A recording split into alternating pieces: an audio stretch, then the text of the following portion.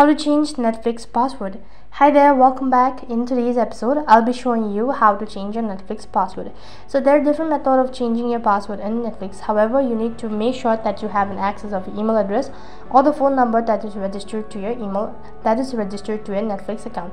The first method is, what you can do is, if you're logged out of your account or if you've forgotten your Netflix password, so what you can do is you can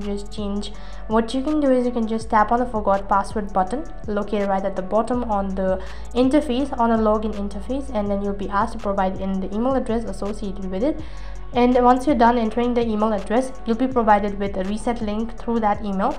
All you have to do is just tap on the link and you'll be able to reset your password. However, if you have an access of your account and want to change your password, then go ahead and open up a particular profile and then go to your profile once again right on top. This is going to take you to the info page.